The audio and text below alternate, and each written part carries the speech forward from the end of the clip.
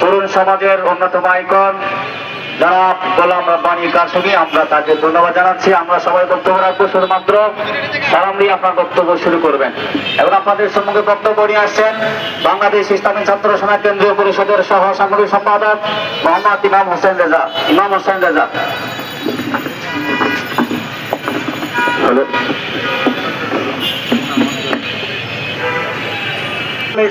বন্ধুগণ, আজ এই জাতীয় প্রেস ক্লাবে আমরা উপস্থিত হয়েছি, সাংবাদিক ভাইরা উপস্থিত আছেন।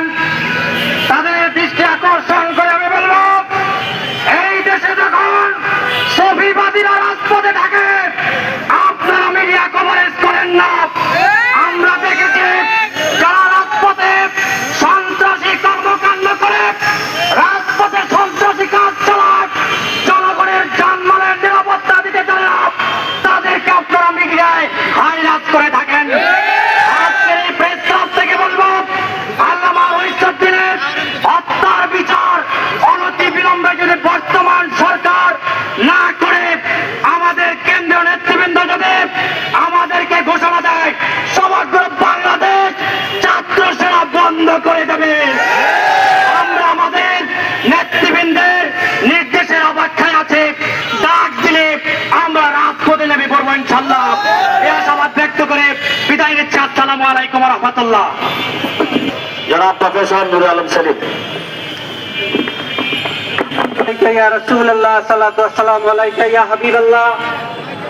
প্রিয় উপস্থিতি, অত্যন্ত ভারাক্রান্ত মন নিয়ে আজকে আমরা আবার এখানে হাজির হতে হয়েছে।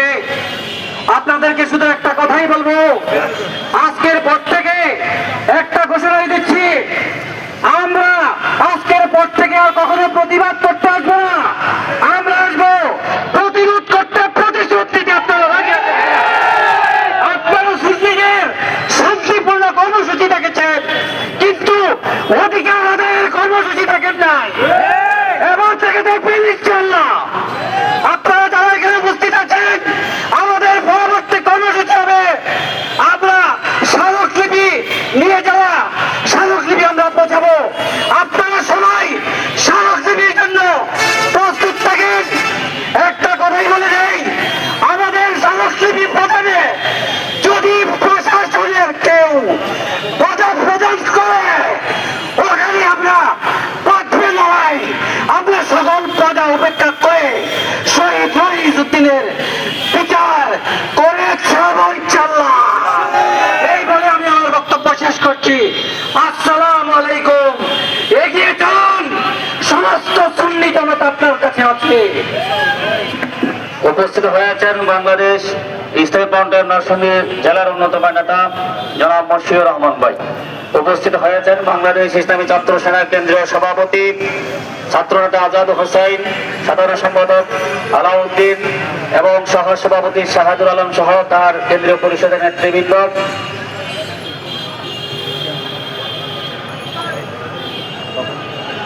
উপস্থিত হয়েছেন।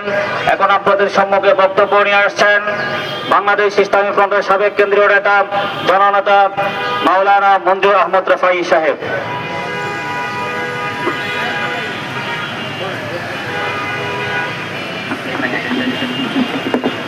আসসালামু আলাইকুম ওয়া রাহমাতুল্লাহি ওয়া বারাকাতুহু। ওয়ালাইকুম আসসালাম। আজকে আমরা সমবেত হয়েছি সুন্নিয়তের আমাদের জাগবান নেতা মাওলানা মুফতি রইসুদ্দিন হত্যার মামলার জন্য। আমরা বিচার চাই। ন্যায়সঙ্গতভাবে যারা আসামি, সরকার দেখছে, সবাই মিডিয়াতে প্রকাশ করছে, কিন্তু এখনো একটা আসামিও ধরা পড়ে নাই। কেন এইটা আমরা উত্তর না দেওয়ার আগে আমাদেরকে আপনারা যথাযথভাবে ওনার বিচারের সমাপ্ত করার জন্য সরকার কাছে আবেদন রাখছি। আসসালামু আলাইকুম। তারা যথাযথভাবে ওনার বিচারের সমাপ্ত করার জন্য সরকার কাছে আবেদন রাখছি। আসসালামু আলাইকুম।